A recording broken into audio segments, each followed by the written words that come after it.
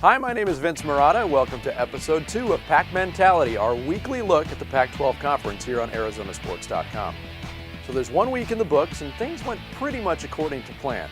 Pretty much. So what did we learn in week 1 of the Pac-12?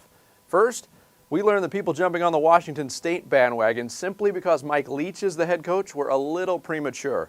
You may remember from last week's show that I believe that Wazoo will be relevant again, but this year could be a little rocky. The Cougars looked awful in their season opening loss at BYU, getting blown out 30-6. It was only the third time a Leach coach team went without an offensive touchdown in his 128 games as a head coach. We learned that Jim Mora's first big decision as UCLA's head coach was the right one. He named Brett Hundley as his starting quarterback over more experienced candidates Kevin Prince and Richard Brehoe, and Hundley didn't disappoint. The redshirt freshman scored on a 72-yard run on his first play from scrimmage in the Bruins' rout of Rice. Hundley gives UCLA big playability that they didn't have with Prince or Brehoe. We learned that Andrew Luck was that good. Josh Nunes and Stanford struggled mightily in their season opener against San Jose State, winning by just 3 points, 20-17. Nunes threw for only 125 yards, and the Cardinal amassed only 280 yards against the Spartans' defense. We learned that the seat of Jeff Tedford is getting very hot in Berkeley. The Cal Golden Bears dropped their opener at home to Nevada 31-24. We learned that Rich Rodriguez apparently was unaware of Arizona's kicking nightmares a year ago, opting to play for a game-winning field goal at the end of regulation. John Bonanno missed it, sent the game to overtime. The Cats did eventually beat Toledo 24-17, but Bonanno missed 2 field goals from 25 yards or less. The nightmare continues in Tucson. And we learned that the dudes who design Oregon's look are pretty much on peyote. I actually like the uniforms. They were kind of a hat tip to the Oregon uniforms before the Nike influence, but these helmets can only be the work of someone who is on serious psychedelics. All in all, the Pac went 8-3 in their openers, with Washington State, Colorado, and Cal losing. Of course, Oregon State and Nicholls State were postponed due to Tropical Storm Isaac. In my Week 1 predictions, a respectable 9-2. And I was only 1 point off on the USC-Hawaii score. Week 2, a much tougher go for the Pac-12. All 12 teams in action again. 7 have games against BCS conference opponents. 4 are facing ranked opponents.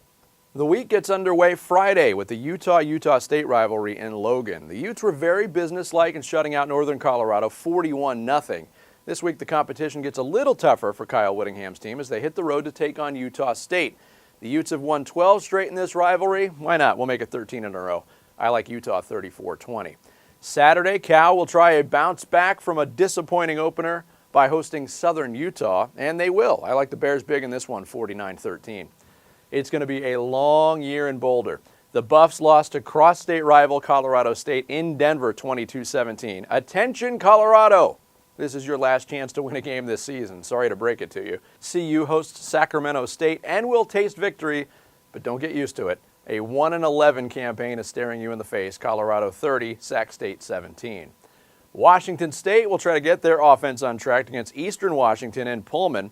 Part of the problem last week against BYU was the reaction of the players. Mike Leach said after that loss, quote, "We've got to be a mentally tougher team. When something negative happens, we can't have all these basset hound-looking faces on the sidelines." Expect more smiles this week as the Cougs prevail 33-14. Oregon continues their cake non-conference schedule in Eugene against Fresno State. Oregon's first string was brilliant in the first half of their win against Arkansas State. The reserves allowed the Red Wolves to make it interesting. Arkansas State put up 34 points in the last 3 quarters. Look for sharper focus by the Ducks this week. I like Oregon over Fresno, 51-17. Oregon State hosts Wisconsin, who was not very impressive in their opener against Northern Iowa. The Beavers have got to be chomping at the bit after their game was postponed last week. I think OSU hangs, but the Badgers will prevail 31-23. Washington looked out of sorts in their first game offensively against San Diego State. So what does Steve Sarkisian's team get for a reward? A trip to Baton Rouge to take on the highly ranked LSU Tigers. The Huskies will have their hands full trying to slow down the running combo of Kenny Hilliard and Alfred Blue, who combined for 264 yards on the ground against North Texas. Sorry, UW. I like LSU in this one, 41-21. Second-ranked USC travels to the East Coast to take on Syracuse in New Jersey. The Trojans were impressive in their easy win over Hawaii. Marquise Lee had 10 catches for 197 yards and a touchdown and took a kickoff back 100 yards for another score. Meanwhile, the Orange lost a shootout to Northwestern in Week 1, coming back from a 22-point deficit only to lose 42-41. Syracuse will move the ball but won't be able to stop Matt Barkley and company. Trojans roll 49-20. The best game of the week, in my humble opinion, UCLA hosting Nebraska at the Rose Bowl. I was really impressed with the Bruins' offense in Week 1, in which they put up 49 points and 646 yards against Rice. I know what you're saying. It was Rice. But UCLA didn't look like a team with a new quarterback and a new coordinator. Nebraska should win, but this will be closer than a lot of people think. Huskers take it 35-31. Smart guys on display as Stanford hosts Duke in Palo Alto. I look for a bounce-back showing from the Cardinal 37-14 Stanford. That leaves the Arizona schools. ASU was very impressive in their opener, beating NAU 63-6. But this week, the level of competition steps up as the Illinois Fighting Illini come to town to take on the Sun Devils.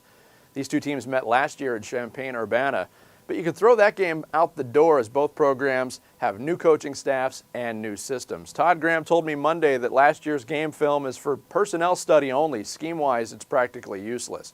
ASU will have their hands full with Illinois quarterback Nathan Scheelhaase. If he plays, he's iffy with a left ankle injury suffered against Western Michigan. They'll also have to deal with linebacker Jonathan Brown, who had a huge game against ASU last year with 3.5 tackles for loss and an interception. Sun Devils do get Jamal Miles back, and that is huge. I like ASU in this one, 28-24. And U of A plays host to Oklahoma State in Tucson. The Wildcats' offense was awesome in terms of piling up yards, 624 of them against Toledo in their overtime win, but only 17 points in regulation. The Cowboys were the polar opposite of Arizona, scoring 84 points in an embarrassment of Savannah State, whoever they may be. The Cats' defense looked better than advertised, but OSU is an offensive juggernaut. I like the Pokes in this one, 45-27. So there you have it, another episode of Pac Mentality. For more Pac-12 insight all week long, and especially on game day, you can follow me on Twitter @VinceMarotta. Thanks for watching. We'll see you next week on Pac Mentality right here on ArizonaSports.com.